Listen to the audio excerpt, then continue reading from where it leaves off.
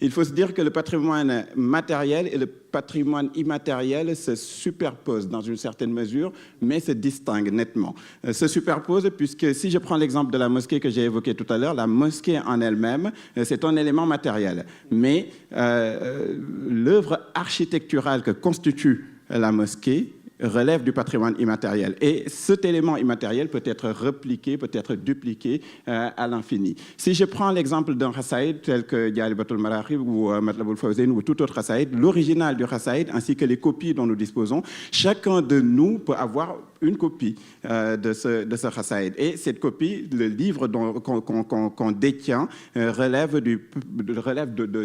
matériel, de la matière. Et donc, chacun peut l'avoir, chacun peut avoir cette matière, mais cette matière qui relève du patrimoine matériel se distingue de l'immatériel qui est le Rasaïd en lui-même. Et donc, pour simplifier tout cela, je pourrais dire que le patrimoine matériel et le patrimoine immatériel, c'est comme le corps et l'âme en réalité. L'âme qui fait vivre le corps, ça relève de l'immatériel, mais le corps en lui-même, c'est du matériel. Et quels sont les moyens juridiques de protection de ce patrimoine immatériel spécifiquement, hein, donc je ne parle pas du patrimoine matériel plus généralement, puisque dans le patrimoine matériel, on trouvera des éléments immobiliers, la mosquée par exemple, qui relève d'un régime juridique spécifique, on retrouvera des éléments mobiliers, une paire de chaussures, un boubou, des manuscrits, tout cela relève du matériel. Mais maintenant, pour ce qui est du patrimoine immatériel, on verra que des instruments juridiques spécifiques sont en place pour les protéger. Et ces instruments juridiques sont très diffus au niveau international, puisque sur le plan universel, on a la Convention de Berne de 1886, qui coïncide à peu près avec le départ en exil de Seigne Touba d'ailleurs, la Convention de Berne de 1886, qui est destinée à la protection des œuvres littéraires et artistiques. Et cette Convention de Berne a eu plusieurs répliques au niveau régional, notamment avec l'annexe 7 de l'accord de Bangui au niveau de l'OAPI, qui regroupe 17 pays d'Afrique francophone. Mais au Sénégal aussi, on a la loi 2008-08 qui s'intéresse spécifiquement à la protection du droit d'auteur. Maintenant, si on prend l'ensemble de ces éléments, et je vais insister tout particulièrement sur les Rasaïd, puisque on sait que Serigne Touba lui-même a voulu leur accorder une importance telle qu'il est nécessaire d'y insister, mais aussi la charge spirituelle que portent ces Rasaïd, la valeur scientifique, le nombre, et le fait que Serigne Touba lui-même ait considéré ces Rasaïd comme étant, n'est-ce pas, si on devait lui attribuer un miracle, il considère ces Rasaïd comme étant justement son miracle. Donc je vais insister particulièrement sur ces Rasaïd, c'est dans ce sens que le reste de mon propos ira. Pour ce qui est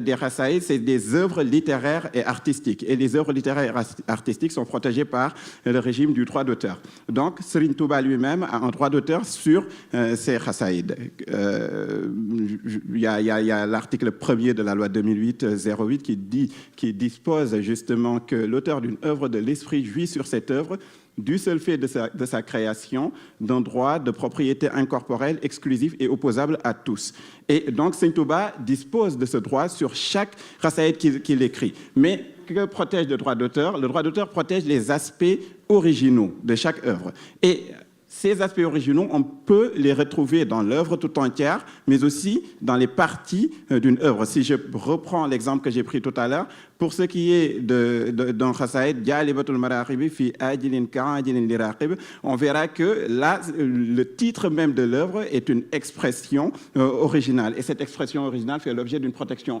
spécifique par le droit d'auteur. Mais aussi, chaque vers dans cette œuvre fait l'objet d'une protection par le droit d'auteur. Donc, chaque vers pris isolément. L'œuvre en elle-même est considérée globalement et protégée aussi globalement par le droit d'auteur. Et même les œuvres inachevées,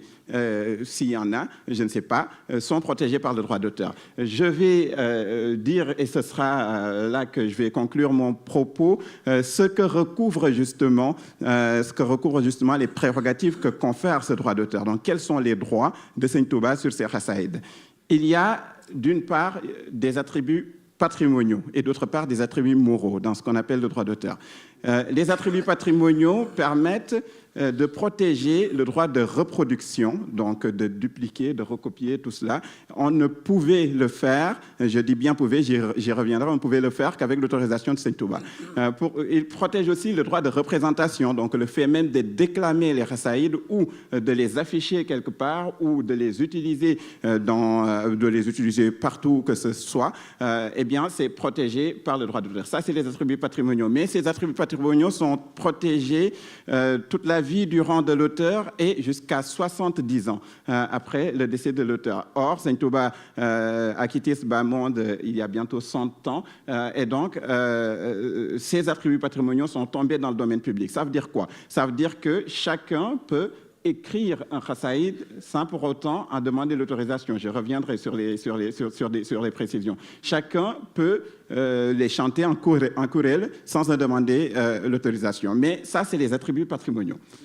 qui s'éteignent 70 ans après la mort de l'auteur. D'autre part, il y a les attributs moraux maintenant. Les attributs moraux ont des caractéristiques, 4 caractéristiques essentielles. Ce sont des attributs perpétuels, imprescriptibles, inaliénables et transmissibles à cause de mort. Perpétuels, ils ne s'éteignent pas avec le temps. Imprescriptibles, même s'ils ne sont pas exercés pendant une longue durée, cela n'implique pas leur extinction. Inaliénables, on ne peut pas les arracher à son auteur, et transmissibles à cause de mort. Au décès de l'auteur, l'auteur le transmet à ses héritiers. Et de ce point de vue, on a, je dirais que le mouridisme est structuré d'une manière assez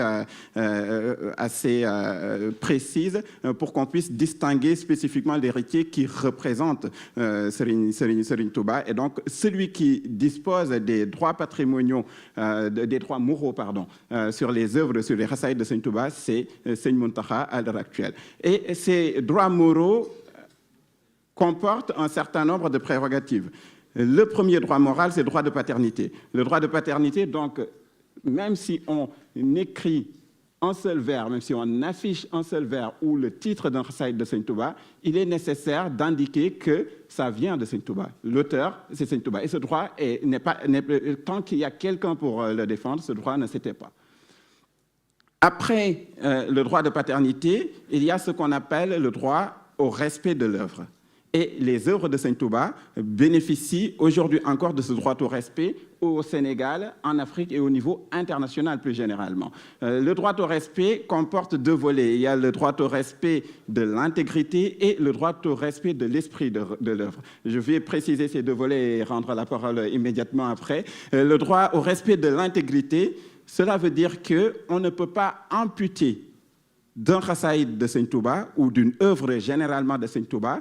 d'un élément qu'il y a mis lui-même. On ne peut pas y ajouter également un élément qu'il n'y a pas mis. Donc on ne peut pas les corriger. On n'a pas le droit de les corriger puisque c'est lui qui les a voulu ainsi. Et il a un droit d'auteur là-dessus. Personne n'a le droit de modifier ces éléments des rasaïd de Serigne Touba. Donc ça, c'est le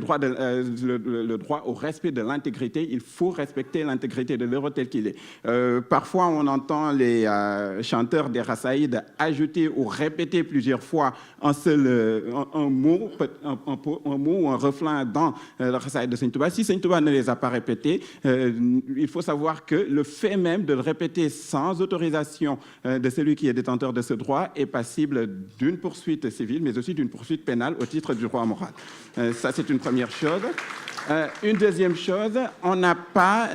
la possibilité d'y ajouter quelque chose qui n'y a pas été intégré. Et donc, si Serigne Touba a écrit un rasaïd sans y mettre de tarjuman,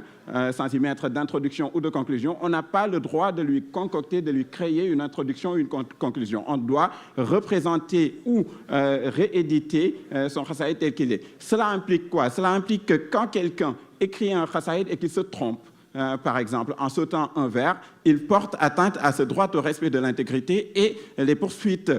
civiles et pénales notamment peuvent conduire à lui demander de retirer justement son œuvre de la circulation publique. Et donc, pour tous les rasaïd qui comportent des erreurs, il y a des moyens juridiques de les effacer justement de la circulation publique. Ça, c'est le droit au respect de l'intégrité. J'en viens maintenant, et c'est le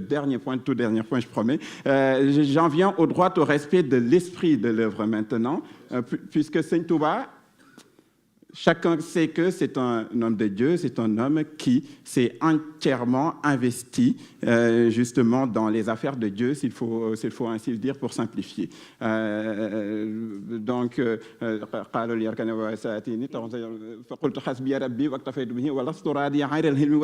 et donc, je ne m'intéresse qu'à la recherche du savoir, qu'à la connaissance, et aux affaires de Dieu, à la religion. Donc, voilà. Et donc, le respect, le droit au respect de l'esprit de l'œuvre de Seigneur Touba impose que ces œuvres ne puissent être utilisées que dans un cadre qui respecte l'esprit dans lequel il les avait prévus. Et donc, je vois très souvent circuler des éléments non à l'utilisation des rasaïd à des fins musicales, non à l'utilisation, non à la profanation des rasaïd, non à ceux qui jouent avec les rasaïd. Il faut savoir que là aussi, il y a des moyens juridiques pour enlever tout cela de la circulation. Si un chanteur lambda se lève un jour pour intégrer un vers de Serigne Touba, donc il y a beaucoup de chansons dans lesquelles on voit des vers de Serigne Touba, mais il y a beaucoup de chansons profanes dans lesquelles on voit intégrer des vers de Serigne Touba. Il faut savoir que aussi ces chansons sont de nature à porter atteinte au droit, au respect de l'esprit de l'œuvre de Serigne Touba, qui est une prérogative morale du droit d'auteur, qui est perpétuelle, imprescriptible, inaliénable et qui est à l'heure actuelle transmis à Serigne Mountakha. Donc les moyens pour les défendre sont là. Je vais en conclure là mes propos en renouvelant mes remerciements à toute l'assistance. Merci beaucoup, professeur Fadilou Diop. Merci, maître Moustapha Fall. Souleymane Codou Fall. Je n'ai pas eu l'honneur de vous connaître. J'ai juste lu une fois que vous avez été délégué avec Seigneur Mountakha avec notre doyen, comment il s'appelle encore? Maître Madické Niang. En tout cas, merci beaucoup. Je pense que ce qui est apparu à travers vos deux interventions,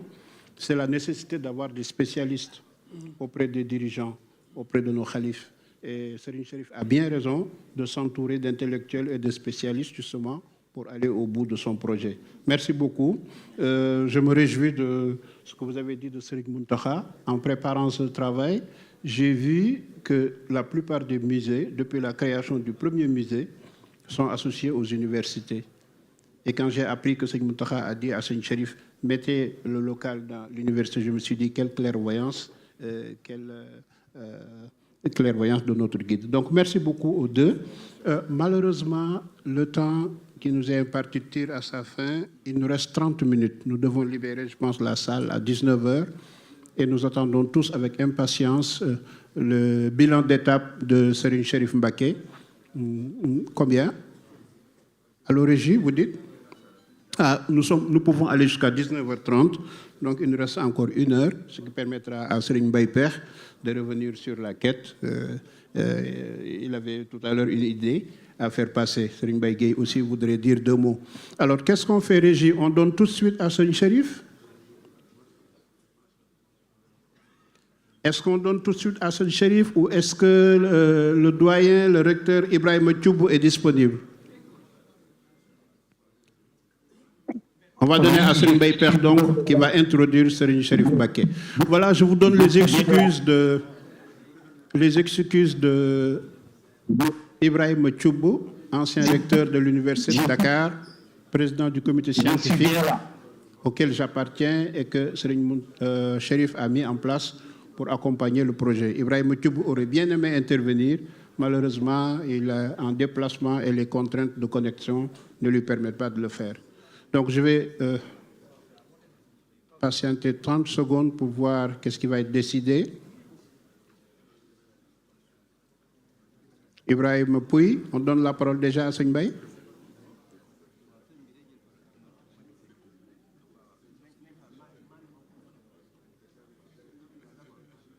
Ibrahima.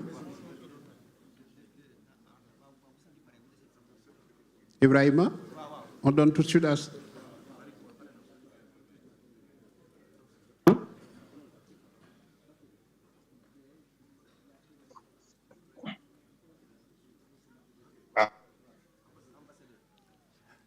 Monsieur l'ambassadeur va prendre la parole.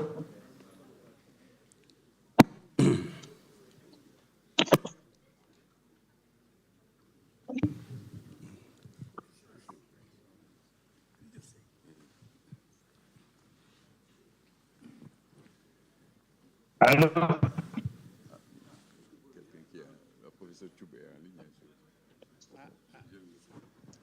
Excellence semble connaître notre doyen, M. Ibrahim Thioub, et a bien voulu accepter de lui céder la place. Je rappelle que M. Ibrahim Thioub est un disciple mouride qui a dirigé l'Université de Dakar et qui est le président du comité scientifique. Ibrahima, est-ce que tu m'entends? Ibrahima, est-ce que tu... Oui. Alors kon jërëjëf Ibrahima kon ñu bàyyi la nga ñu bàyyi la nga daal di doxal waaw ñu bàyyi la nga doxal bismillah.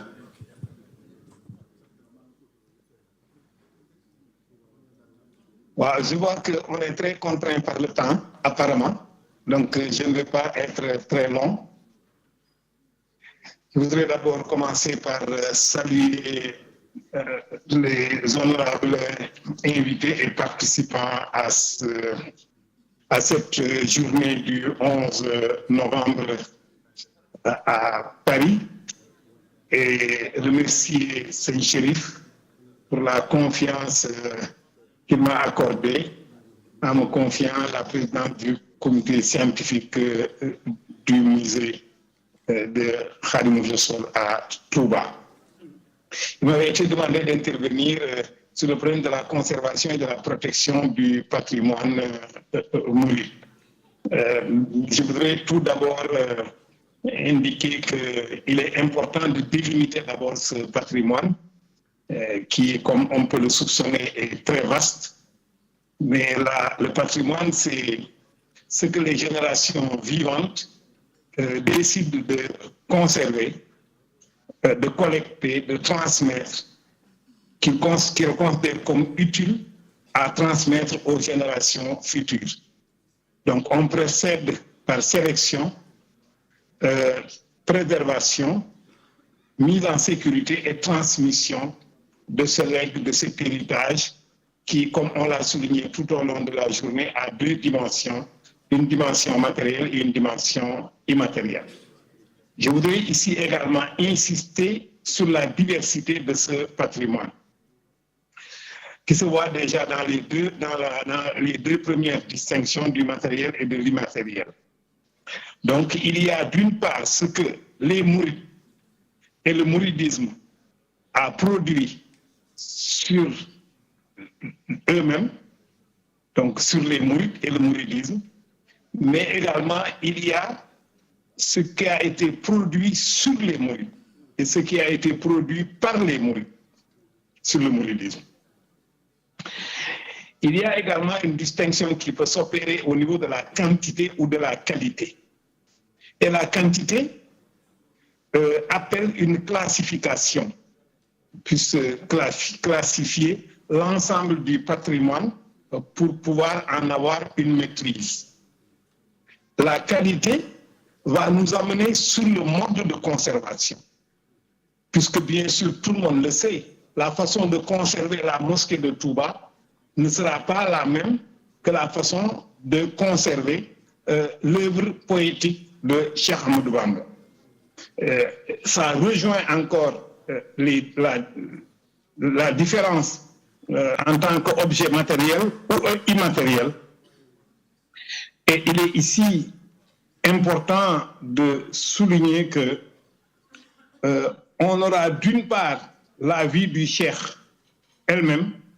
mais également l'ensemble des acteurs, l'ensemble des personnalités, l'ensemble des talibés qui composent la confrérie et l'ensemble des faits culturels et culturels qui affectent la confrérie, qui est à conserver et à préserver et qui distingue la confrérie de toute autre chose qui n'est pas la confrérie. Je donnerai juste un exemple de patrimoine très important qui existe dans la Mouridia, mais qui peut ne pas être immédiatement perceptible et que la recherche devra mettre en évidence, que la recherche seule met en évidence. Quand je prends par exemple la question de l'anthroponymie, c'est-à-dire le nom des personnes, quand vous regardez aussi bien les descendants de Cheikh Ahmadou Bamba comme ceux de ces cheikhs et qui s'est étendue à l'ensemble de la confrérie, les prénoms des personnes sont souvent des noms qui ont une connotation arabe. Mais quand on vous dit Cheikh Abdoulahat, tout le monde sait que c'est un mot arabe, mais tout de suite, on sait aussi que ça renvoie au mouride. Bien qu'étant un mot arabe, vous ne trouverez que difficilement une personne dans le monde arabe qui s'appelle Abdoulahat. Donc, ça fait partie du patrimoine mouride. Vous retrouverez la même chose au niveau de la toponymie. Il y a à la fois rupture, mais également expression d'une spécificité d'appropriation de la langue arabe qui est très spécifique au mouride. Quand vous voyez dans ce que j'appelle le Ahlul Mbaki, vous avez tous les lieux, toutes les agglomérations qui ont été créées avant le Cheikh, vous avez très souvent le nom Mbaké là-dedans. Mais toutes les agglomérations qui ont été créées par le Cheikh renvoient à des noms arabes, mais quand vous allez dans le monde arabe, vous ne les trouvez pas. Que ce soit Darou Khoudos ou Darou Moukti. Quand vous dites Darou Moukti, tout le monde sait que ça ne peut être qu'au Sénégal et en pays mouride. Pourtant, c'est des termes arabes. Donc, cette différenciation, cette analyse du patrimoine,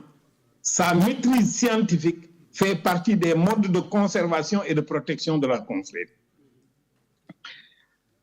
On peut également prendre des éléments qui comportent une partie de matérialité et qui posent des problèmes de conservation.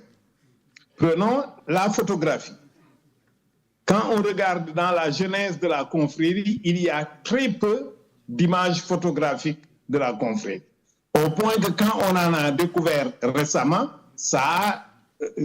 une importance capitale du point de vue du patrimoine à acquérir, à collecter et à préserver et à conserver. Pourtant, dans notre situation actuelle, parce que le patrimoine a une dynamique, le patrimoine est quelque chose de vivant. Il n'est pas mort, il n'est pas figé. Il continue à se produire. Le patrimoine mouride s'enrichit presque chaque jour de quelque chose de nouveau. Comme l'a dit tout à l'heure Dr Cheikh Gueye, Touba en lui-même est un musée. On pourrait aussi dire que tout mouride que vous voyez est un musée. Vous verrez que Seigneur Ablaye Mbaye Père, c'est un musée. Donc aujourd'hui, on a énormément de photographies. Comment sélectionner, comment préserver ce qui mérite d'être conservé, quels sont les critères qui vont être employés, et quand on aboutira à cela, on aura une énorme quantité d'objets, d'artefacts, et ces artefacts, il faudra les préserver au point que le cerveau humain puisse les analyser et les utiliser. Donc, dans l'avenir, il faudra penser, dans le cadre de la conservation et de la protection, même à l'utilisation de l'intelligence artificielle pour pouvoir connecter, mettre en relation et pouvoir lire cette quantité énorme d'images. Du fait de la quantité, il ne sera pas possible à un cerveau humain de pouvoir faire toutes les connexions, de tout classer. Donc, il y a nécessité déjà de se projeter sur un avenir prochain dans la conservation, la protection et la gestion du patrimoine. Je l'ai souligné tout à l'heure, à la genèse de la confrérie, à la fin du 19e siècle, il s'est posé énormément de difficultés de conservation. Même de production. La production ne posait pas problème, mais la conservation a posé problème. Qu'est-ce qui présentait un intérêt particulier pour la confrérie et que la confrérie estimait digne d'être conservée? Je pense que dans la jeunesse, ce qui a été plus privilégié a été ce qui préservait l'existence même de la confrérie compte tenu de l'adversité et des conditions précaires dans lesquelles est née la confrérie. Professeur Ibrahima, oui. On vient de me signaler que l'architecte du projet, M. Mbaou, est finalement disponible et aimerait intervenir. Okay. Donc, on va être obligé de vous demander de conclure, puisqu'il y a son excellence aussi qui est déjà prêt. Oui. Allez-y, concluez en une minute. Donc, je disais que ce qui était important pour la confrérie en ce moment-là, c'est de garder ce qui était fondamental autour des khassaïd, des modèles d'éducation mis en œuvre, et je pense que cela a eu une importance capitale. L'aspect matériel du patrimoine a été peut-être moins préservé que son aspect immatériel. Maintenant, il y a aussi le patrimoine issu de la connaissance du mouridisme. Et cela se conserve par la transmission, se conserve par l'étude, et c'est ça qui fait l'intérêt de connecter le musée avec l'université de Touba, qui permettra de faire un aller-retour entre le musée,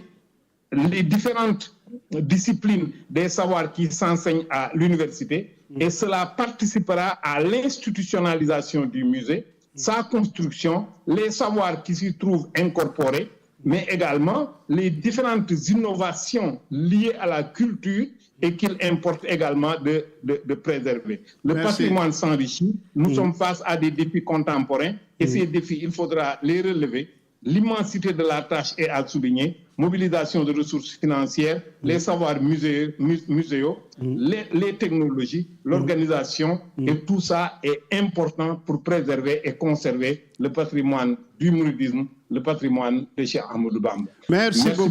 beaucoup Ibrahim. Merci beaucoup Ibrahim. Je sais qu'une heure de temps ne t'aurait pas suffi. Tu es le patron du comité scientifique. Parce que je sais combien tu es attaché au Wolofal Mouride.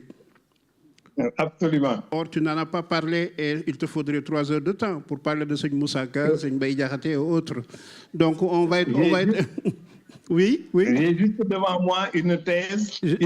qui se prépare, dont la soutenance se prépare, d'un de mes étudiants qui s'appelle Parfait Diatta. Quel est le titre? Le califat de Touba entre tradition et modernité, histoire de la vie autonome de la confrérie des Mourides 1927-2007. Merci beaucoup Ibrahim. Merci beaucoup. Merci beaucoup. Merci. Mesdames, Messieurs, vous savez très bien que nous avons 4 grands Wolofal 4 Mourides. Seigne Baye Diakhaté, Seigne Mor Kairé, Seigne Moussaka, Cheikh Samba Diarra Mbaye, qui ont produit énormément et toute leur production entre dans le domaine du patrimoine mouride. Et on n'en a pas dit un mot, ce qui dit combien nous sommes serrés et que nous ne pourrons pas épuiser tous les sujets. Mais Serigne Chérif s'est attaché aussi les services d'un architecte de métier qui est disponible pour intervenir. Je vais vérifier avec la régie. Est-ce que Seigne Malik Mbaou, architecte, est disponible tout de suite dans la minute qui suit? Seigne Malik, dans la minute qui suit, est-ce qu'il est disponible? Sinon, on donne à son Excellence. Régie, je ne vous entends pas. Régie. Allez, on va demander à son Excellence d'intervenir en tenant compte de ce... Merci. Bokk taalibe yi ñu déglu nag sunu ambassadeur bii def lu rëy ca suba ba léegi mi ngi ci wetu sëriñ bi soññeewul yàkkamtiwul te bari nay liggéey am lu ne ci kanamam waaye mu jël lépp delloo ko sëriñ Tuubaa ànd ak moom xam naa nag man fu ko Seex Muntaxa teg te muy sëriñ Tuubaa ak bu dugg see xam naa kenn ki koy wettali kenn képp lay doon muy sëriñ Moustahine ak moom kon ñun ñëpp ñu ànd déglu suñu ambassadeur. jërëjëf Cheikh Abdoulaye asalaamualeykum wa rahmatullah. xam naa ni naru moo na sax jël kaddu nag waaye xam naa ni ci soññeeg sëriñ bi ak ndigalam ci lay jëlee kaddu ndax lii moom kaddoom doon na yóbbaale sama bos sëriñ Ibrahima Thioub mi doon wax léegi di présider comité bi kaddoom doon na yóbbaale sama bos ndax lii ci laa bokk ci comité bi laa bokk jàpp ci ñuy liggéey ci musée bi waaye xanaa sol mbubu ambassadeur bi ba ma ko mayee sëriñ bi ñaari minute rek ngir joxe ci ay kaddu waxat asalaamualeykum wa rahmatullah bu ngeen ma jéggale it ma wax ci wolof nag xam naa ni xaw naa dégg tubaab tuuti donte samay tubaab bënnul waaye ma wax ci wolof di nuyu secrétaire général du ministère de la jeunesse des sports et de la culture ci kaddu yu am solo yi mu wax nga xam ni waxam yóbbaale na waxu administration bi yépp yóbbaale na waxu gouvernement bi waxu premier ministre waxu président de la république te sànq rek ñu may waxaat ci sama téléphone ni ministre doon na insister pour bëgg a ñëw waaye ni nga ko waxee xat-xat yi mu am moo ko téye Dakar waaye yow mi mu yabal nag mat nga ndaw sëkk sagal nga ñu siggil nga it administration bi yépp kon ñu ngi lay remercier di la féliciter bu baax a baax di dellu nag ci nuyu sëriñ bi sëriñ Chérif Fanta Madi Mbacké bu ñu la nuyoo nuyu mbooleem njabootuk sëriñ Touba gi nga bokkal toog ci jataay bii xanaa Ablaye Mbaye Peex daa baax rek di wax sama jataay ak ni ma fi tooge waaye yaakaar naa ni kuy war a masaw ñoom ñii di njabootuk sëriñ Touba nga war a masaw lii ñun la war nun taalibe yi laxasu taxawu saytu góorgóorlu ba Serigne Touba li mu nu bàyyil tey Serigne Touba di patrimoine universel ñoŋal ko teg ko fu yàq yëggul Serigne Touba sax mbiram kenn mënu ko yàq waaye nag am na lu ñu bàyyil bu nu seetaanee mën naa am leneen am ciw yoon lii ñun la waroon kon Serigne bi ñun mbooleem taalibe yi ñoo la ameel cant ñoo la ameel ngërëm ñoo la ameel delloo njukkal gu amut àpp yow ak sa bokk yu baax yi nga ko àndal di sàkku ci yow it teg ci sa loxo yu tedd yi nuyoo bu sell mu jëm ci suñu wayjur suñu sëriñ suñu kilifa suñu yaakaar Cheikh Mouhamadul Mountakha di ko ñaanal yàlla na ko yàlla yàggal yàlla na ko yàlla wéral ndimbalu yoonu murit la ndimbalu Sénégal la ndimbalu diine islam la ci fi mu taxaw waaye lii nuy def nii mooy delloowaat liberté diine l'islam dafa ñëw ngir libérer nit libérer ko ci ak nitoodiku loolu mooy li diine islam indi moo tax diine islam insiste ci ay jikko Serigne Touba bi mu ñëwee xam na nit mën naa nekk jullit waaye libéré wu nii nga ko waxee sànq muy wax bu am solo islam du arabité Serigne Touba danoo jàngal loolu Serigne Touba danoo libéré ci nga nekk léegi damay sargal bu baax professeur Fallou Diop di professeur d'université xam-xam bi yaatu lool waaye muy taalibe murit ngay gis nit xam-xam bi yaatu ci wàllu woo mën a jël ci àdduna muy ingénieur muy professeur université professeur Ibrahima Thioub mi waaye mën a sol bàyyi laatam bu wóor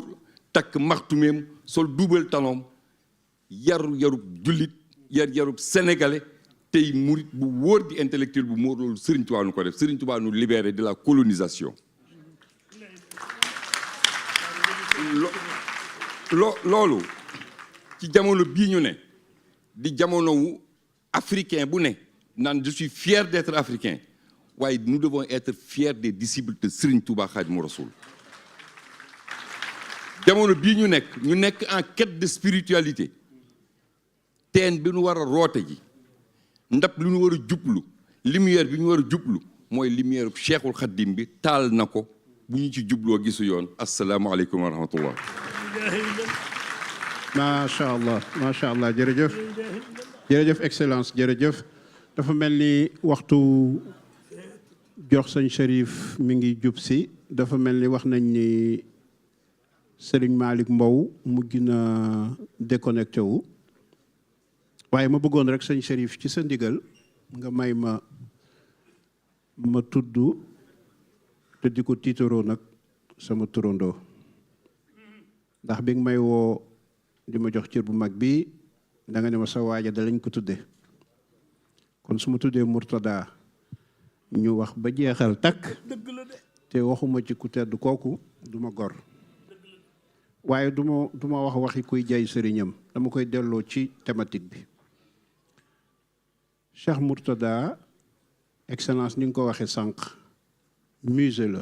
yoonu murit la woon ndax li way juróom wu bëgg woo way juróom wu bëggoon muy boole liggéey ak jaamu yàlla da koo jeexital ci ak yëngoom jiital ki nag xam-xam. dafa am ku ma mas a wax ni ma na nga seetlu ni ñi dëkkee Touba Daaru Musteek Njaareem di ay doomi soxna te mën a jël micro wax ak waa àddina bi mu ne ma boo seetloo ci jamono ji ñu toll ñëpp Al Azhar lañ génne. boobu mi ngi junj maa su sëñ Fallou bu sa Tamba ñoom gi ak sëñ Afe ñang ñoom nga xam ne jàngale na fa ma ne ko lay wax nga dëgg. sëñ bi dafa dabu jamono gis na ni le format de la daara classique attanatu ko bu ñu bëggee wax ak àddina bi yépp ni ka diiwaankat ya demee ba jeexal attanatuñ ko conférence juddu man bokk naa ci jeunes yi jëkk a tàmbali di def conférence joxe thème bu ñu noppee nit ñi posé ay questions mu remplacer diiwaankat yi jamono mooy bindoo noonu bi sëñ bi gisee ni format daara classique attanatu ko ci la créé Al Azhar boori 1974 waaye xool leen tey fi mu yegg mi ngi formé ressources humaines yoo xam ne jéggi na dayoo daanaka taxawaayu état la mbirum sëñ Mourtada taxawee kon dafa jiital xam-xam waaye gis ngeen sëñ Mourtada murit saadix a ngi noonu dafa boole liggéey ak jaamu yàlla ci pays limitrophes yi la jëkk a tàmbalee di génn Mauritanie Mali Guinée beral ci loxo nag Côte d'Ivoire nga xam ni ay takk der sëñ Mourtada yóbbu na leen Côte d'Ivoire sama nijaay lànqe ju ñuy wax Mbàkke Njaay moo doon jëwriñ ca ñu ne Côte d'Ivoire di liggéey gi tollu café yi sama nijaay moom wax ni ma sëñ Mourtada boo masaa jéblu li mu lay jëkk a jox mooy satala gooy yeesal la sa njàpp ci waxtu woowu ñuy dox ak tasawudu sixaar ne loolu daan joxe waaye boole liggéey ak jaamu yàlla moo tax ngeen gis sëñ bi muy yëngu ci transport ak ci commerce te loolu alhamdulillah dinaa leen ci wax loo xam ni man témoin en chair et en os la ku ñaaw kii ngeen janool tudd Mourtala Mbub kaari sëñ bi yi ngeen di dégg muy bus yi ba mu koy tàmbali maa doon coordonné achat bi yépp man rek la ci wóolu woon man la daan tekki sama loxo fii ci Paris ci hôtel Lafayette laa toog ak sëñ bi wax ko ni ko maa ngi Suisse léegi mun ma waaw foofa sax boo delloo na nga ma fa toppatoo daal may limal tracteur ak camion booba bisi juddoogul dama leen di nettali la doctrine économique de sëñ Mourtada mooy lan ci làmmiñam ci Paris ci Lafayette lu Genève booba dama daan def bu ñëwee ngan rek ma nekk ak moom tuuti ba mu war a dellu ma dellu ma génn nag ci salle bi Alaaji Yand Jóob a ngi toog Njaasa Njaay jàngkat a ngi toog Mourtala Jóob doomi Alaaji Yand Jóob mi ngi toog ak ñeneen ñu ma xamul ma di leen nettali ne leen sëñ bi de mi ngi may wutloo matériel ci Suisse ñu daal di tàmbali bëgg ma cee génne bu ci dugg de bu ci dugg de ma ne ñu ne ma la ne ca port ba kenn xamul nu mu toll te nit ñi dañuy nax sëñ bi rek di yóbbu ay camion ay tracteur ñu liggéey di lekk rek mais it ma gëm loolu bi ma waree tàggutoo di ko téel muy jàpp ma bëgg a def yëfi intellectuel indiwaat sujet bi ba génnee ko ci wallahi alazim ma ne ko Mbàkke dafa am dañu doon wax naan yooyu ngay sàkku daal dafa mel ne yorin wa fële ci Sénégal daal des naa tege ci yoon te la na ca port ba bari na ñuy xalaat ne xëy na bu ñu jëlatee dara di fa yóbbu mu ni ma déedéet ñuy wax dañuy wax rek te xamuñu li ñuy wax lu mu doon déglu leen nag le concept de sëñ Mourtada daf ni ma waaw li ñuy jox bu ñu nee fii àddee ji lay wax bu ñu demee Sénégal mën nañoo toog ci benn jataay joxewaat ko lépp ba mu jeex te du jur dara mu ne waaw moo tax ñu bëgg koo jaarale ci luy jurandi voilà le concept de sëñ Mourtada su ma ko daan nettali damay wax ni yéen moodu moodi oh jërëjëf wajal maqaami maqaamal Mourtada anasin fi xidmatin wa kahasaanil asil xarani wajal maqaami maqaamal Mourtada anasin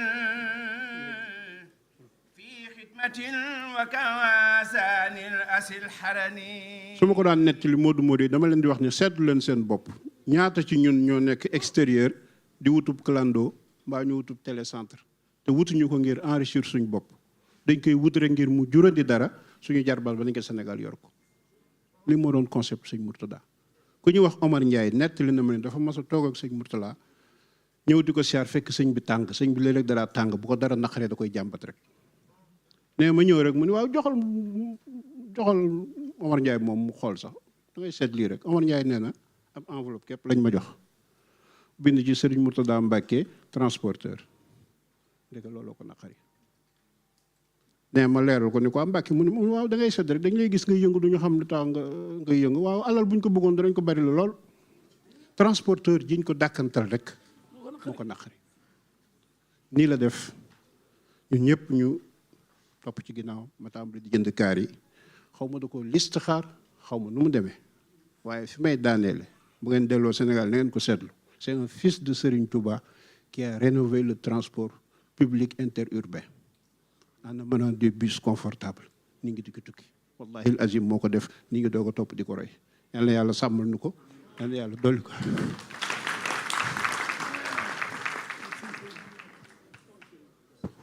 mbooloo mi jërëjëf Cheikh Mourtada wax nga dëgg de daam tuuti rek lu ñu leen doon leeral fanaan nañu ci Côte d'Ivoire xëy mu woo benn taalibe bu ñuy wax Pape Lam ma gis mu di ko jox xaalis bi ma yem ca muy 20 millions ak juróom ni ko jëndal may ordinateur mu génn man sëñ bi lii nag kii kat Mbàkke joxuloo kayit wanu la dara te ma nga ney dem mu ni ma mu dee ni ma waaw waaye nun sunu alal moomu nu ko yàllaa ko moom nan ko bàyyi sunu borom rek ñu ñibbi si teg ay weer waaja jënd matériel li bépp ñëw géeje waay sëñ bi di ma laajte ma nuyoo mun ma toogal ma toog mun ma sa waaja nga wóoluwuloon mi ngi nii lañ ko jënd loolu lépp indi na ko man ko lii de Mbàkke ci yow rek laa ko gisee ku tolloo woon ne ay at ci yow ci lislaam di bay wéer na goppam Cheikh Mourtada képp ay bay toll ci juróom-ñetti fukki at ak nangam jafandu yéeg ci avion yi wàcc tuubloo américain yi tuubloo français yi tuubloo allemand yi benn nit képp bu waxee ashadu an laa ilaha illallah mu ne ana Ablaay ma ne Mbàkke mu ne billet yi jar na tudd na yàlla kookoy Cheikh Mouhamadou Mourtada ragal ga yàlla ak maandu ga nag tax na bawolu fi njabootam lenn waaye léppam dikk na kon dañuy laaj wut jëy sunu murit boo xam ne bii bu kenn sason kenn ku nekk 10 millions war ko joxe ci juróomi at 3 milliards lay doon di liggéey ci musée bi wala ñu sasoo ci carte 500 euros yi wala 100 euros yi ba ci 200 euros murit bu nekk tey bu nga bon benn ñaari téeméer rek tëmbal ko ca te Sëriñ Tuubaa ku nekk la gën ci sa gaal moo la ko jox kon nan ci bàyyi xel xool liggéey bi nu dugal nag Sëriñ Chérif Fanta Madi Mbacké turandoo ma nga ginne doon wàlli yu yàlla waaye wenn wàlli du romb Sëñ Fallu 45 la toog ci xalifa gi ni kuur bandang rafle meng jiba muut dasa sas bandar juróomi soroor sang Fallu wëndeel ceeb bi doog fiy jóge sëriñ bi gaynde du jur xar bismillah bu du woon ak sa maam balaa kenn julli ñaar per bi عليته عن سوى رضوان قبل كما حليته بمنى دارين مبرارا بك انت سيره لله مرتديا عنكم وقد هاز انوارا واسرارا امنته من سخاء فائزا ابدا خلا وحبا لكم لا يدخل نارا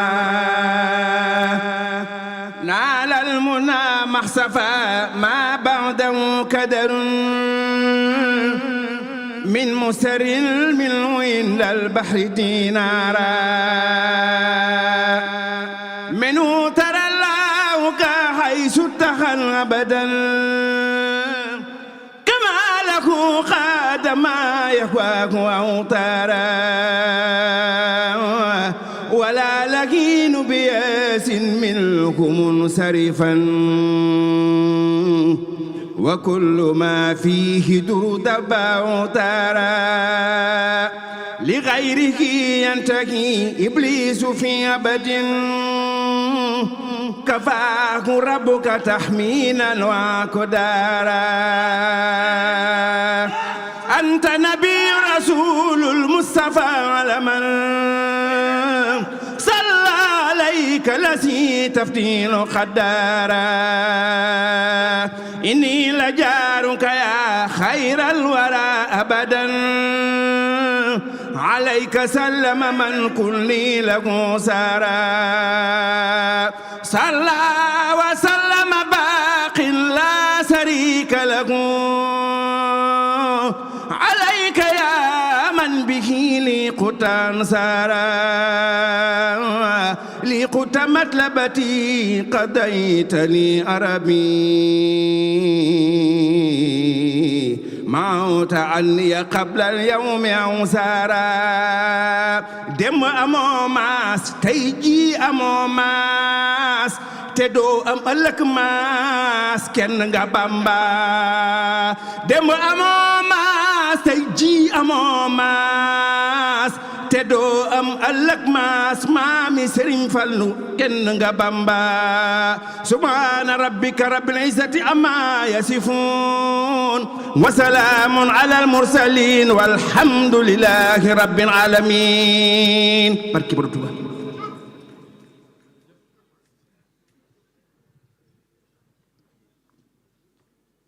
أعوذ بالله من الشيطان الرجيم بسم الله الرحمن الرحيم الحمد لله والصلاة والسلام على رسول الله وعلى آله وصحبه وخديمه ومن والاه asalaamaaleykum wa rahmatullahi taala wa barakaatu mbokk yi fi teew yëpp ñu ngi leen di nuyu di leen ndokkeel ci li ñu bokk muy bis bu mag bi nga xam ni gannaaw yàlla luñ am ci lañ ko am ndax sëriñ bi noo ko taxawoon a dem ramonu rek moo ko taxawoon a dem kon bu dellu suutoon dara du nu jar kon nañ wax alhamdulilahi rabbil alamin sant yàlla bu baax te sant Sëriñ Tuubaa di sant ñëpp waaye nag di tàmbale cant gi ci suñu kilifa ñu ñëpp mooy Cheikh Mouhamadou Mountakha di ñaan sama borom bàyyi ko fi yàggal ko fi lool te mu ànd ko wér ci gis-gisam bu rafet ak fi mu teg Sëñ Tuubaa nun ànduñoo kenn ku dul ku ànd ak Sëñ Tuubaa waaye ni mel ci Sëñ Tuubaa gisuma ku ci àgg ci fi mu àgg kon li ñuy ñaan mooy yàlla na ko fi yàlla yàggal ci suñu kanam kon ci moom la ñu njëkkee cant gi jaarale ko nag ci suñ bunt muy sëñ Abou Baraka mu sëñ Fallou mi nga xam ne moom itam tàggu naa ko mu jox ma ndigal di sant bu baax di wax ne lii yàgg nañ ko xalaat fa suñ xel jëkkoon a jàppit moo doon UNESCO wala UNESCO yàlla dogal moo am ay jafe-jafe xam naa la ci xew jërul leeral waaye gàllankoor am na ci ba defuwuñ ko fa ci loolu lañ ñëw fii ndax fii itam li ko waral ñaari yëf moo ci ëpp solo ñaari yëf benn bi mooy barabu xam-xam la biñ ko ubbee 1987 yàlla dafa dogal man booba laa fi ñëw di fi jàng fii Paris 3 daan ñëw fii lu bare bari ci bibliothèque bi ci suuf miinoon naa fi lool am bés am benn conférence bu am defe naa ci salle bi la woon ki ko doon animé mooy professeur Jean-Louis Trio ñu dalal sëñ Fallou borom jotaay bi ñëw na sëñ Fallou Chouaib sëñ perte nga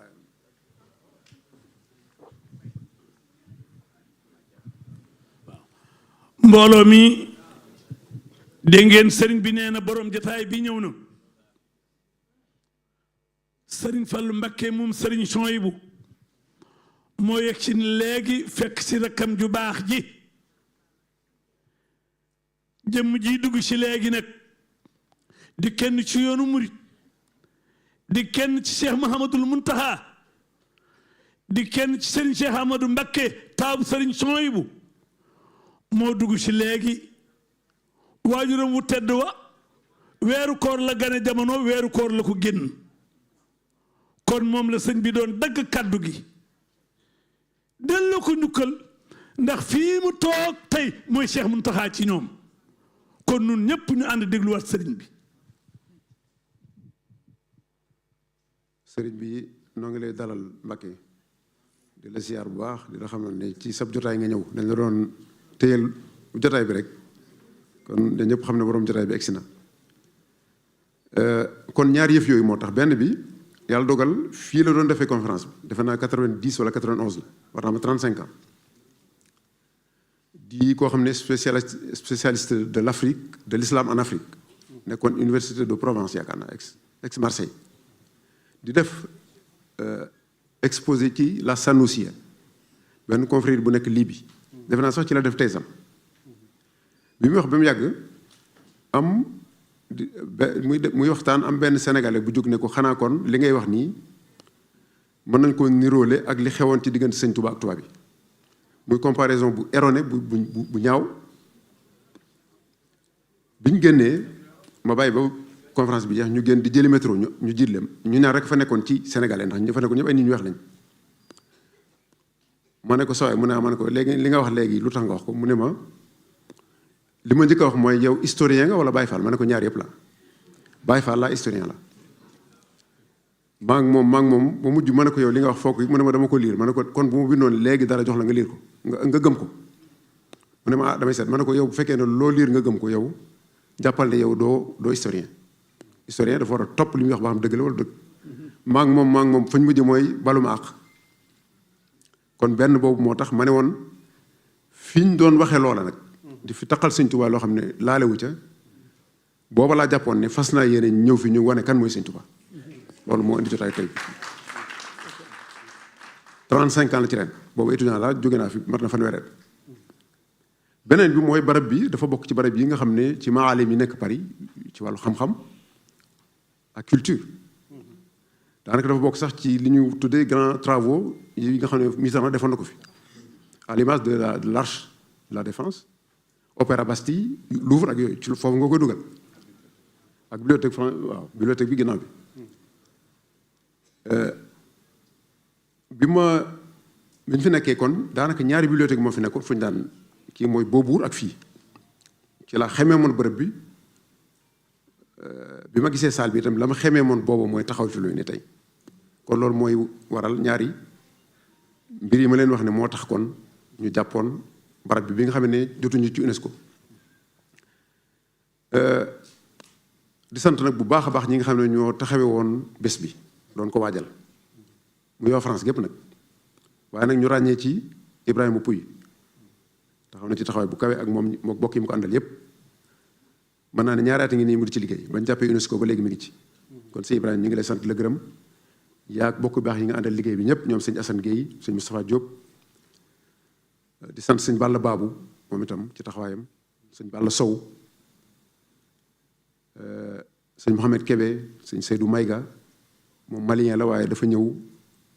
bokk ci mbooloo mi di liggéey comme taalibe sëñ Tuubaa am na sax prix bu ñu ko war a jox léegi ci kanam incha allah sante ko di sant nag daayira yi nekk France yëpp kenn desul bu ñu ubbee kañoot beeg léegi li ci dugg kame na njort te lépp bokki taalibe ko def kon ñu ngi sant di gërëm leen ñaanal ñu am daje ngërëmul sëñ Tuubaa te suñ bi mu yokk seen xéewal góor ak jigéen mag ak ndaw di sant nag daayira yi nekk Paris yëpp dale ko ci daayira Soxna Jaara Buso ku lim juum xam naa loolu sëriñ Ibrahima dana ci ñëw lim leen waaye mënuñ ci ñàkk a tudd ñi nga xam ne tam ñooy fédération bi ëmb daayira yëpp gannaaw tudd naa daayira Soxna Jaara tudd daayira 18 safar tudd itam jamiya bi biñ koy tàmbali fii la ma fekk sëñ Mourtala fi ñoom 1988 digle na nañ ko def enveloppe bi nga xam ne ci lépp bindoon tur wa jamiatu taawuni ala taatillahi wa rasuli man mi la ko joxoon ne man na nga ko jiite li ma fi nekk lépp di jàng maa ko jiite woon bis bi nag ñu tuddee ko ngir lan delloo ko njukkal ndax li mu def ci lislaam wax nañ ko fi léegi li mu def ci njàng mi li mu def ci bokk gi li mu liggéeyal sëñ Touba waaye li mu defal waa bitim réew bu njëkk lu jiitu mu di fi santaane kër sëñ Touba yi bisub lislaam sax daan agsi nit ñi duñ ko yëg ñun lu ci bari fekk nañu fi 1979 laa fi jëkk ñëw di jàng keer di fi ñëw vacances bu ñëwee di jàng vacances yi bu jeexee ma delluwaat kon am na lu fa fekk tuuti waaye ku ne gis na soppeeku gi fi am ginnaaw bu mu fi santaane ñu taxawal jamiya bi ginnaaw bi mu fi santaane ñu def fi kër sëñ Touba te loolu àdduna sépp la daaw jég damaa dem Afrique centrale pour wax leen rôle social bi nga xam ne kër sëñ Touba yaa ngi koy def ginnaaw bu jëmmal gi ñu jëmmal islam ci biir kër yi yàlla dogal dëkk ba sénégalais bu ñëw te jaaxle ci kër gi ngay ñëw yàlla dogal jamono yooyu ña fa ëppoon ay sénégalais lañ ñoom ñëpp waaye ñi ci ëppoon duñ sax ay jullit ay catholique lañ kon njariñ li doon na loo xam ne mëneesu ko waxtaane ci benn jotaay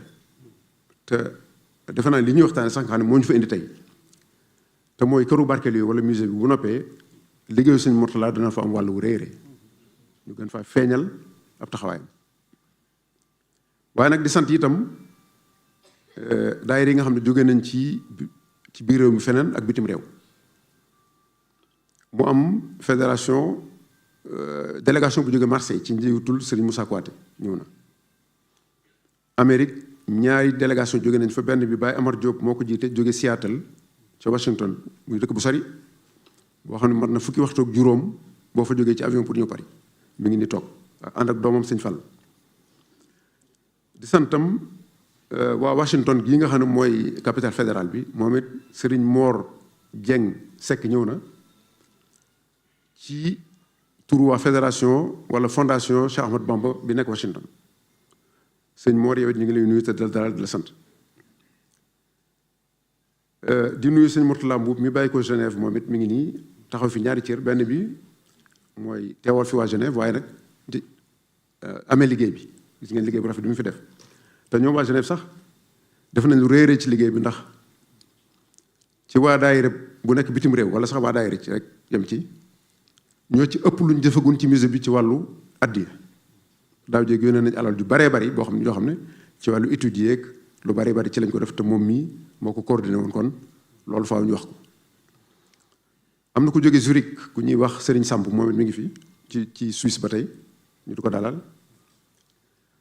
Sénégal bi ñuy ñëw ñi ngi ànd ak Sëñ Abdoulaye Mbaye Peex mi ngeen xam mu def fi liggéey bu am solo di sant te média yi nekk Sénégal di sant Lamp Fall ndax dalal nañu waaye nag di beral ak cant GFM TFM bi ñu ñëw boole nañ ñu ak Serigne Der Pape Ablaye Der boole ñu ak Pape Fara Ñing te def nañ ci lu am solo ndax émission bi nga xam ne moo ëpp lu koy xool ci Sénégal en direct muy jàkkaarloo def nañ fa ay émission wax fa ci solo si ay yoon te laajuñ ci dara kon loolu jàpp nañ bu baax ci wàllu communication kon sëñ Ablaye Der yaa ak sëñ Pape Fara ñu ngi leen di yóbbante nuyoo ci kilifa kër ga muy sëñ Youssou ak sëñ Bouba ak sëñ Birane ñoom ñëpp ak waa kër ga taxawaay bi rafet na lool bi ñuy xew-xew bi amee ñu jàppale yabal leen ngeen ñëw di santam Air Sénégal jàpp nañ ci liggéey bu baax ci woyefal ñu yoon yi bañ mën a teew si ñun ñëpp wax nañ ko fi léegi waaye nag di beral ak cant Cheikh Daouda Wane bu liggéey bi egsi fii ci Sénégal moom la ay at a ngi nii amul guddi amul bëccëg amul feneen soxla coordonné lépp kon Cheikh yow itam ñu ngi lay sant di la bàyyi ak sëñ Tuubaa waaye nag yow lii yoo lañ koy defal ndax ci waa kër sëñ Mourtala nga bokk kon ñu ngi la ciy ndokkeel te di la delloo njukkal bu baax a baax a baax di nuyu itam Ibrahima Ndaw ñoo ànd moom muy jàmbaar lool ci liggéey bi waaye itam am ñeneen ñaar ñu jóge Sénégal kenn ki di sëñ Moustapha Diaw ma nga ne toog ñëw spécialement pour bis bi di sant sam sëñ Pape Fall ami boutique moom itam ñëw na jóge Sénégal ngir bis bi kon ñu ngi leen di sant bu baax di sant Serigne Waly Ngom moom it jóge Italie kon defe naa ne duñ mën a wax lépp ba mu jeex dañuy sant rek ndax li fi ma doon wax lépp wax nañ ko li ñu ñaan rek mooy Serigne Touba jàppale ñu ba lii ñu taxawal ko ndax sëñ Mountakha bi ñuy waxtaan daf ne bëgg sëñ Touba gi mi ngi fi ak wóolu gi ak gëm gi waaye nag xam gi moom des na musée bi nag dara taxu koo jóg loolu ñu gën a xam sëñ Touba ndax bu nga ko xamee rek jariñu tey ëllëg moom nag ci gis-gisam bu leer musique ku ko wax gëstu wax sàkku xam-xam mu ne nañ ko indi ba ci biir mu jamaa bi wala complexe bi def ko fa muy lu rëy nga xam ne kon dañuy xam ne mbir mi Serigne Touba ko moom Chérif Mbacké doonu ci dara xëy na xalaat bay jaar ci moom munu ci dara it ñi mu ci yaakaar weesuwu leen ñeen ñii muy taalibi Serigne Touba loolu moo tax muy liggéey bu rëy te sëñ Mountakha wax na lu rëy keroog itam bi ñu fa demee nee na liggéey bii de moo tege ci kaw liggéey yëpp fi nu toll ndax mooy tax ñu ko xam Serigne Touba te xam Serigne Touba moo gën ci nun lépp kon ma di ci sañ sama bopp di ci sañ ñëpp di sant ñëpp rek di sant sëñ Mbaye gi Sylla mii sëñ Mbaye gi Sylla moom it waroon naa dem bu yàgg waaye dafa mujj bàyyi yitteem yëpp ba ñu ko yëgalee bis bi mu ne kon day toog xaar ko gis ngeen tam li mu fi wax muy wax ju am solo joo xam ne feeñal na lu bari yoo xam ne umpoon nañu ndax gëstukat la bu sonn ci yoon wi suñu borom dimbale ko mu xam ci lu bari kon daal ci tënk loolu mooy coono bi nag jàpp na ma xam naa du ñàkk lu ma fàtte bëggoon naa jotaay bi gën a yaatu ba nga xam ne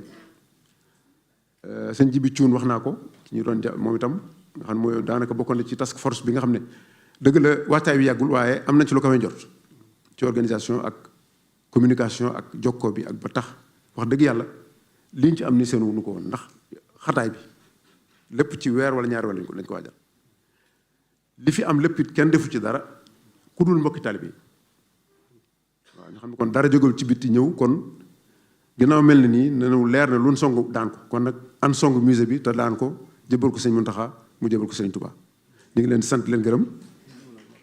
di waaw bilan d'étape bii moom li ñu jotagum a def li ci ëpp mooy wax nañ ko léegi mooy études yi muy loo xam dafa laaj tam waxtu yaatu laaj ay moyens def nañ ko ba boucler nañ ko sëñ bi sax boole nañoo waa université ndax ñoom ñooy valider lépp loo ciy def ba ci site bi tam def nañ étude du sol ba gis la ca war a dem lépp ba sax jot nañoo tàmbali benn salle d'exposition boo xam ne ci màggal gi lañ fa def ba jot nañ fa def ak liggéey waaye nag ma ñëw ci li nga xam ne moom laa waroon a njëkkati mujje ko maa ko ci jublu ndax bëgg mu gën a fës mooy di sant ministre de la culture soxna Khady Diène Gaye ndax defal nañu loo xam ne di ko teg ci loxol Serigne Moussa Diagne mu yóbbaale ko ndax ñun bi ñu tàmbalee liggéey beeg léegi dañ daan def ministre bu fi nekk en charge de la culture ñu dem waxtaan ak yow ci ay gouvernement yu fi jaar yu bare bare waaye liñ ci am ci ñoom ñoo ngi koy door am mooy ci màggal gi bi ñuy def salle boobu def exposition moom dafa ñëw ànd ak secrétaire d'État à la culture ñu yandoog ñun te ku ne xam ne seen ñàkk jot ak fi seen liggéey toll kon def na ci yitte loolu weesu mu yebal ñaar muy secrétaire général bi ak soxna maam Mari Male toog soxna maam Mari Ba jël ñu ñëw ñoom itam fekk loolu day wane ne fullaal nañu faydaal nañu kon noo ngi koy sant di sant ay kilifaam yi nga xam ne ñoo ko fa teg te mooy njiitu réew ma le président de la république ak le premier ministre di leen seereel ne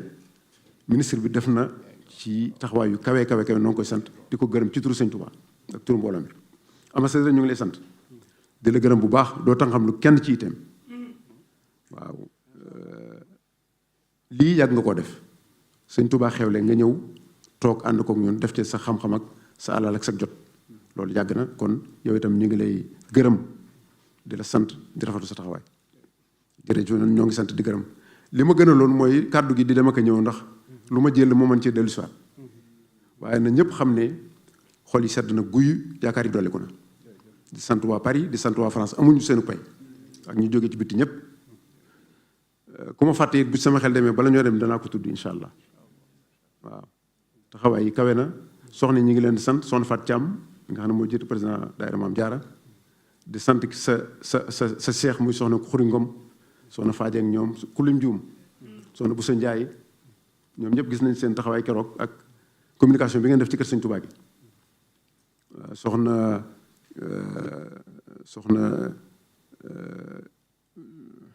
ku lim juum sama xel ya coono ba ma soxna Joor Juug waaw soxna Maam Jaara Jaw ñoom ñëpp du jeex kon nag nañ xam ne ñooñu ma tudd yóbbaale nañ ñëpp kon soxna Fadieng soxna Aram waaw ku lim juum ñëpp ñu ngi leen di sant leen gërëm yóbbaale nañ ci bon sañoon tudd kenn ku nekk waaw kazalika ñu ngi leen di jot li tam nu yëpp seen xabaan amoon na yéene teew si waaye xam naa xataay bi moo tax mu ne rek buñ teewaale nañ ko sëñ Mamor mu sëñ Murtada noo ngi koy sant di gërëm di ko kañ ndax sëñ Murtada dama ma sa ñëw mu ne ma waaw kaari sax niñ wax nañ ko fi léegi wax nga ko kaari sax dañoo bëgg nga jàpp ci ndax liggéey suñu borom la liggéey lislaam la ma ne ko ah Mbakke loolu de li ci des ci noonu la waaye yow li nga ci mën def nga ko suñu itte day moo tee mu doon ay avion tey mu ne ma tigi waaye sëñ Mamour ku xamoon fa sëñ bi bàyyi liggéey bi ak fi mu ko indi kon def na institut yëpp université kon bu doon ci transport dañuy wax ne def na kaar yëpp ay avion tey kon ñi ngi koy sant di ko gërëm di ko ñaanal mu yàgg ci kanam mbooloo mi yabal na nag sëñ Abibu mu ànd ak sëñ Muntaqa ñëw teewal ko fi di sant it bokk yi fi teew yëpp muy njabootu sëñ Tuubaa gi sëñ Xaadim sëñ Abdou Fatah xam naa waroon naa bind lépp ci kayit ndax mën a tudd ñëpp waaye maa ngi jéglu ñoom sëñ Amidoun waaw xam naa damay xool bu ku ma gis rek wax la waaw bu ma sañoon daal jaar ci tur yëpp sëñ Ablaye Ndiaye moom itam ñu ngi koy sant di ko gërëm ci taxawaay bi kon daal di dellu di kañ nag ñi nga xam ne ñoo doon saytu liggéey bi ndax yàggul waaye am nañ ci lu kawe njort ci njiitul sëñ Ibrahima Pouy ak ñi mu ko àndoon sëñ Jibi Cuun ñoom muy task force bi sëñ Balla Sow it def na fi Sénégal ñaari yoon ci semaine benn semaine ngir jàpp ci liggéey bi loolu tam foog ñu wax ko mbooloo mi dégg ko waaw intervenant yi ñi nga xam ne teew nañ ak ñi teewut ñëpp ñu ngi leen di sant muy professeur Ibrahima Thioub mi nga xam ne moo jiite commission scientifique bi daf di waxtaan am solo professeur Cheikh Gueye Cheikh Anta Babou nekk wax na xam naa bi ñu laataan ñëw Cheikh Anta Babou sëñ Fallou Diop mi jóge Lyon moom itam mu def ci gëstu bu am solo boo xam ne danañu dimbali ci musée bi nu ñuy def boobu àggee nu ñu koy saytoo ak maître Makodou Fall Abdallah Fahmi daf waxtaan bu am solo moom itam Serigne Diop géographe moom itam kazalika naka noonu sëñ Moustapha Diop géographe waaw moom itam ci sax ci ñi ma doon lim léegi la bokk mook sëñ Ibrahima ñoom ñoo bokk équipe doon liggéey bu kawe njort wax dëgg yàlla ñu ngi sant bu baax lee tax wax jafe ndax bu ma sañoon du ma fàtte kenn bu ma sañoon sax salle bi kenn ku ne lay tudd njabootu maam Cheikh sëriñ Abdou sëñ Sàkk Baye Sàkk ñu ngi lay nuyu bu baax ak sëñ Cheikh Adigéey mu nga ne moom itam féete na fépp ci liggéey bi moo la doon taxawal ci diggante bi booba tey kon cant gi na ngeen ko yégal ba ci sëñ Xalifa ba ak njabootu maam Cheikh gépp waaw sëriñ Fallu moom mooy borom bis bi moo tax moom la ñuy mujj a tudd waaw moom mooy sama sëriñ mooy sama oustaz moom ma jëkk jàngal xam-xam moom mi tasawudu sixaar moom moo ko dalal te kër sëñ Sohaybu kon dafa mel ne sama maître moo ñëw sëñ bi ñu ngi lay sant bu baax di la gërëm di la ndokkeel di la sant daal soxna Adama mu sëñ Xabaan moom itam ñu ngi koy sant ko gërëm ci coordination bi boobaak léegi saa su ne ñu jokkoo sonn na ci lool ci jokkoo gaa institut bi ak leneen soxna Adama yow ñu ngi lay sant la gërëm bu baax a baax a baax damaa bëggoon nag téye kàddu gi ndax damay bañ a fàtte de bu seen xel dem rek ngeen wax ma ko moom waaw Idrissa Ly ñu ngi koy sant moom it ndax bi nga xamee ne sëñ Mbaye Guèye Sylla ñëw na te war a xaar biyam war a fay pénalité daf koo jël en charge moo ko fay ak yeneen Idrissa Ly xaw mu ngi sàll bi ne ñu ngi koy sant ma bëggoon rek sëñ Ba Amar ana sàgg ma la dénkoon Seydou Maïga est-il dans la salle s'il vous plaît waaw di sant kon professeur Moustapha Sall man maa ko yëgaloon nekk département histoire de l'université de Dakar moom ci intervention mook ak doctorant bi mu àndaloon sëñ Ngom moom itam ci wàllu café Touba sëriñ Fallou Mbacké Ridis ñu ngi koy sant jox ma tur yëpp sëñ bi mënu maa ñàkk tudd ñëpp sëñ Cheikh Fati sëñ Cheikh Khadim Fall imaamu Paris bi moom la ñu ngi koy sant waaw Seydou Maïga s'il vous plaît moom suñu mbokk malien la waaye dafa sonn ci liggéey bi ci fànn yëpp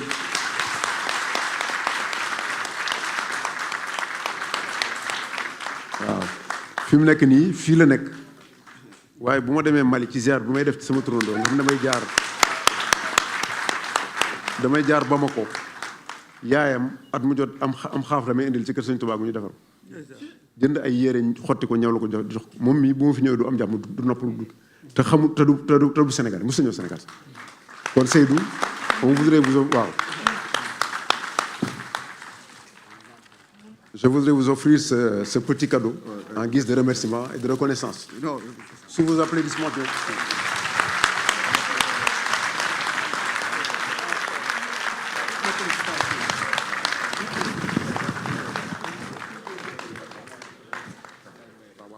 kon fi ñu tëjee rek mooy ñu leen xamal itam ci cadre activité musée bi am na benn prix bu ñu teg ci wàllu patrimoine ren lañ ko def ñi ngi ko bëgg a jagleel sëñ Moussa Ka pour l'ensemble de son œuvre xam naa amul ko fi teewlaay bu ñu demee Sénégal danañ dem ci xalifaam jox ko prix boobu incha allah at mu jot ñu tànn ren daal sëñ Moussa Ka lañ tàmm ndax lim ñu xamal ci sëñ Touba ci wàllu patrimoine ñu ngi sant di gërëm. Cheikh Mourtada dafa am benn article boo xamante ni bii Paris Dakar moo ko bindoon au mois de septembre 1948 li ñuy wax ci mbirum jaayante te ma doon wax ni Serigne Touba moo ko njëkkee ci ñaar fukk ak juróom-ñett yi mu laajoon ci jumaa ji bi ñu ko tàmbalee itam Cheikh Moustapha toole àllarba la digle woon ci ëllëg yi la ko def booba Touba amul ndox dafa wutloon ay mbandi simon yoo xamante ni bii sëñ Ahmadou Ndumbe Xabaan moo ko jiite woon mu ngi mband yu toll ni mbandi essence yi moom lu wut lu woon yu baree bari bu nawetee fu ab déeg nekk ci Sénégal murit yi jël ay ndab dem duy ndox ma di ko roñ di indi Touba ñu sol ko ci mband yi bu nooree moom la ñuy tabaxe waajuram Serigne Fallilou Mbacké Cheikh Mourtada article baa ngi nii un bel acte de générosité maanaam Paris Dakar bi génnoon ci septembre 1948 moo wax ni xalif général des Mourides Serigne Fallilou Mbacké gannaaw bi ñu ko nganalee ngan gu mag ca Ndakaaru bi mu dellusee oto bi mu yoroon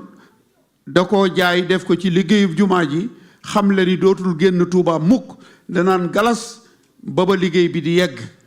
kon ndagam doomi Serigne Touba article baa ngi nii waaw kon ñu jox benn minute rek waaw di sant leen ci daayira xam naa sëñ Ibrahima ñoom danañ ci ñëw waaye jaawartulaa seen taxawaay rafet na ñu ngi leen di sant daayira Baal Milouz ci njiitul sëñ Tahir Fall ak ñi mu àndal ñoom ñëpp ñoom it ñëw nañ fi jógee Milouz ak Baal ak waa Strasbourg ñoom it ñu ngi fi ku lim juum daal ni ñu koy waxee ñu ngi sant di gërëm koon jërë ngeen jëf sëñ Ibrahima bisimilah. jërëjëf léegi nag jataay bi mi ngi yegsi ci ñu yëkkati ko waaye murit nag dafa am lu mu baaxoo mooy dama jaayante léegi ba lu am solo dugg waaye waxtu julli jot te ku ne xam sëriñ Bamba ak julli sëriñ bi ni ñokket ñu dagg ko ñu am 1330 euros man maa ko laaj te duma fi jógee nag te yokkuwut ma bëgg ñu jaayantiwaat parce que 3000 laa bëggoon waaye kon lii muy manqué 2000 moom du am ma bëgg ñu jaayantiwaat na ñëpp ñëw waaw dama bëgg ñu jaayantiwaat bu baax ne dama bëgg mu mat ana soxna Fat Caam daayira Maam Jaara dollar ñëw na $100 ñëw na dama bëgg nag ñu jóg jaayante Serigne Touba ànd ak moom tey joxe addiya waaw gis nga waaw lépp mu mat gaa ñi ñëw nañu Ablaye tuuti rek maa ngi ñëw une minute maa ngi ñëw Serigne bi ñëwaat na nañ ma indil mbuus mi mel ne miñ ma abaloon waaw Cheikh Mourtada Mboup jox ma mbuus mi waaw kay ana daayira Maam Jaara damaa bëgg jigéen ñi ngeen jógandoo soxna Xuri Ngom waaw lii mooy liggéey bi lii lañu laaj jëmale ko ci musée bi daayira Maam Jaaratullaahi daayira soxna jaara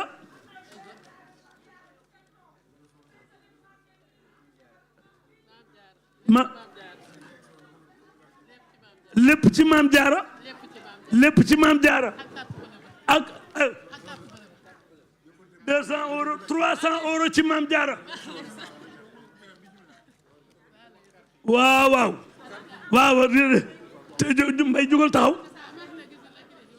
waaw waaw daayira maam jaara ñëw na de Fatta mottali na ko mu nekkoon 400 euros waaw waaw waaw waaw waaw lii laa bëgg dëgg la daayira maam jaara soxna Fatam ne mënuñu laa fay de wallahi wallahi dëgg la dëgg la amin amin amin waaw soxna Roos Caam sama jigéen waaw waaw waaw waaw awa mbaye joxe boobu waaw waaw kay lii laa bëgg defal ci mbuus mi na ñëw Baay Faal soxna Baali Muntaxa waaw waaw kay lii Ablaye lii mooy liggéey bi Ablaye Njaay moom sëñ Abdou Khadir acca waaw kay lii wala lii laa bëgg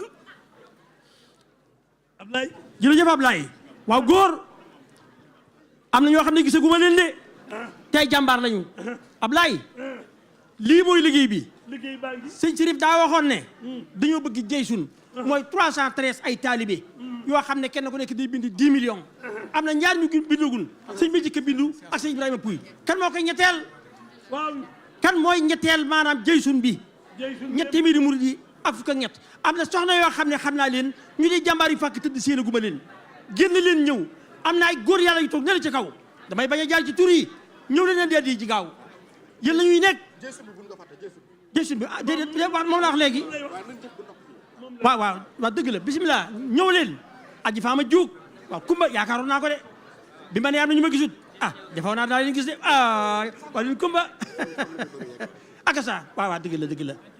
waa kay waaw na ñëw ñu ngi ñëw waa ñëw leen bisimilah bisimilah bisimilah waaw asalaamaaleykum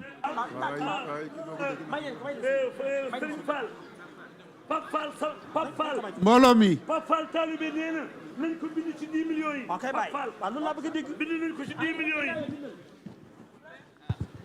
sama jigéen. waaw ñu may sëriñ bi soxna Caara Mbodj soxna Caara soxna Caara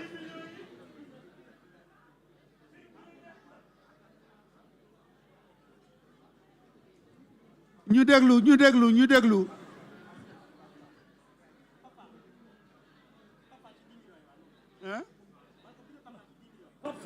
Pape Fall ami boutique Pape Fall bi France la nekk. waaw.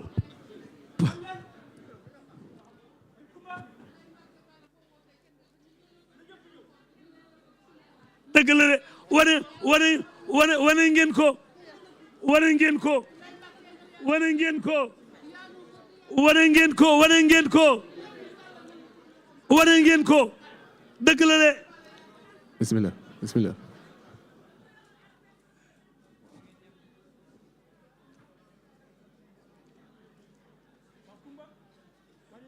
waaw nii la de liggéey baa ngi nii nag waaw li ma bëggoon am na. soxna Xuri Ngom kontaan nañu taxawaay bi rafet na yal na yàlla jàppale la tubaarkàlla.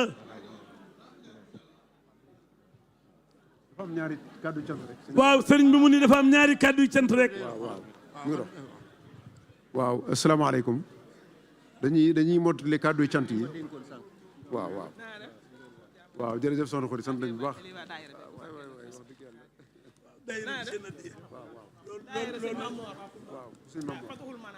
fasul ma naan waaw moo leen jox kayit woowu turu daayira wi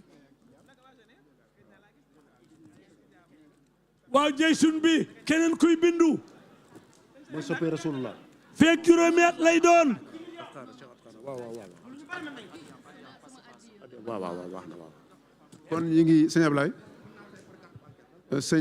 waaw. sëñ ku Ablaye yorul espèce mën ngaa fay carte bancaire. waaw sëñ Ablaye dafa am ñaari kàddu yu ñu ci bëggoon sànniwaat rek. ñu déglu sëñ bi sëñ Xaadim Samb. yow it ñu ngi lay sant bu baax ci taxawaay bi gis nañu ci jàppe sant nañu baax waaw di sant daayira soppe rasulullah waa kër président Cheikh Ahmadou Diallo Île-de-France di sant daayira Cheikh Atkhana Qadiriya moom itam ñëw nañ soxna si moo leen teewal ak sëñ Jaafara Sakho waaw di sant daayira 18 safar andi nañ fi 1500 euros ñoom itam seen participation di sant itam daayira Fathul Manaan bu Serigne Mamor Murtada ñoom it andi nañ seen liggéey mi ngi nii xam naa du ñàkk ba tey ñu ma tuddul waaye. walaay dinañ Mbacke ci ñëw dama bëggoon guddi gi fanaan ndax ñu mën a tudd ñëpp. tudd nga ñëpp. jërëjëf walaay sa xol bu laa bi ñu tudd xol bi tudd na te xol bi rek am solo. dëgg la Amin Mbacke. amin waa Kasa waaw Kumba waa mi ci kaw waaw. ñu ngi siyaar sëñ Fallu. waaw ñu ngi siyaar sëñ Fallu baax. waaw dañoo bëgg nag moom mooy def ñaan. maanaam léegi bi nga waxee bu tudd sama ju baax ja mu Cheikh Mamadou Xabaan sama xol seet la guyu. wallaay. doom ju baax jaa ngi ne toog soxna Adama Mbakke Ibrahima ñëw wuyu bëggoon na ko fekkee lool waaye nee na nag maa ngi leen di suivre ànd ak yéen jotaay bi. waaye leen góor bu leen fàtte jeysun bi ñetti téeméeri taalibe ak fukk ak ñett lañ bëgg fii ak juróomi at yi fukki millions yi ngay sasoo yaakaar naa ne at mu ne téeméeri junni sax boo ko defee balay ab juróomi at mu mat bisimilah waaw. ana Ibrahima waaw Ibrahima. waaw ana léegi Cheikh Fall wol Cheikh Fall mu jàppale ko. ñoo ngi tàggoo waaye dañoo bëgg ñëpp tàllal loxo yi sëñ Fallu ñaan. waxtu jot na. fii mu toog mooy Cheikh Mouhamadul Muntaxa ci nun fekk si rakkam ju baax ji Mbakke sa ngor sëriñ Fallu ak sa yar ak mbusoobe sa kër maam sëriñ Bamba feeñ ci ñoom doy na kon dañuy tàllal loxo yi waaye ambassadeur ñu ngi lay gërëm ndeysaan dëgg la wane nga ni murid sadiq bu wér as gor nga jullit nga bu wér waaye gëm nga sëñ Tuubaa bu wér monsieur Diagne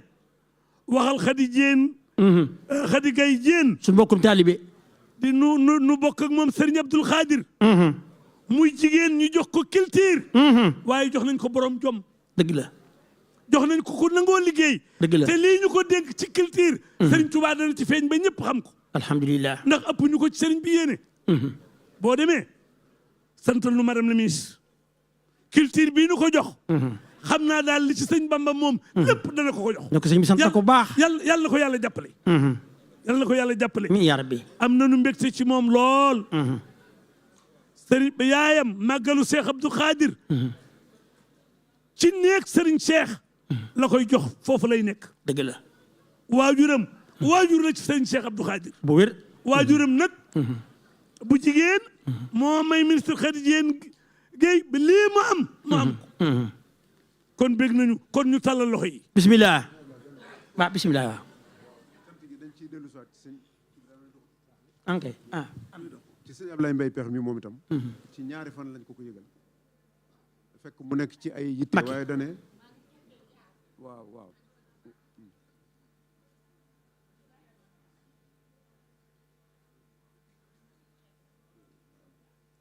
waaw lii nag Mbàkke daayira Maam Jaara ci ñu ko sos nga bokk ñoo joxe seen addiya daayira Maam Jaara bii lii nag seen addiya la sëñ Moussa Ka waxoon sëñ Fallu rek sama adduna ku ma neex waaye sama addiya ca poos waaw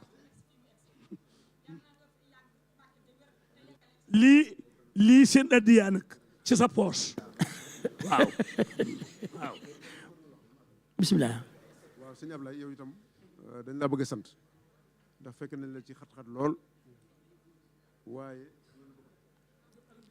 am bi fekkoon nañ la ci ay xat-xat lool waaye biñ la ko waxee da nga ne soxla sëñ Touba du ma ko war ak dara bàyyi sa yitte bàyyi lépp ñëw kon nag sëñ Touba bi taxoon nga bàyyi ko yàlla na la fay ngi lay sant la gërëm te lii duguleet lu yoonu soxla nga ne ca kanam jërëjëf Mbaye tubarkal. waaw loolu mooy dëgg bi may woo maa ngi ànd ak Amadou Ba mu def ma ci liste bi man ko déet sawaay nag dem naa mu ni peex luy xew nii man ko déet Serigne Touba tax ñëpp xam ma lu ma am Serigne bi soxla na yeggaleel man dem naa ci Serigne ba yeggaleel nag maa ngi dem kat ca fa nga xam ni ëllëg ak ci biir ñoo ma kufriir boo gisee kenn mënul ci man lenn président bu fi ñëw danaa wax ak yow yëkkati la kaddu sëñ Bamba képp a tax kon nag yeggaleel may dem naa nag ca Serigne ba